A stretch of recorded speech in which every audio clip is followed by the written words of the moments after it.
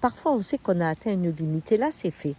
J'avais écouté aux États-Unis monsieur de 94 ans qui distribuait la nourriture et qui était arrêté parce que ça faisait désordre tous ces pauvres à qui il donnait à manger. Bien, et bien aujourd'hui, la préfecture à Paris, dans le Nord, a interdit aux associations de distribuer des centaines de repas aux émigrés et aux gens qui sont très pauvres parce qu'ils se regroupent. Alors vous savez, un point d'eau a regroupé les gens, un point de nourriture aussi, mais pour pouvoir régler ce problème qui fait désordre et puis ça fait sale, hein, de toute manière tous ces pauvres regroupés que l'on nourrit, eh bien, il a interdit de les nourrir. Ce qui fait qu'il va y avoir des centaines de gens qui ne mangeront pas demain pour qu'il n'y ait pas de désordre.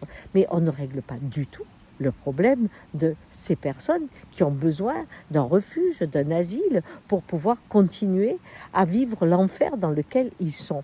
Et de sentir que notre humanité est tellement abîmée par des réactions comme ça.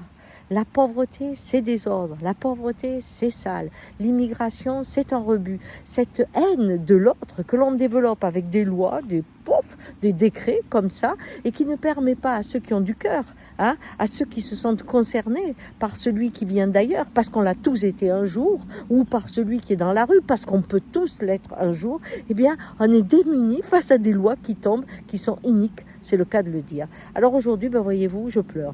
Je pleure parce que là, je crois qu'on atteint un summum de quelque chose quand la générosité est condamnée et que l'on va laisser dans la misère sans manger des centaines de gens pour ne pas avoir des bouchons alimentaires.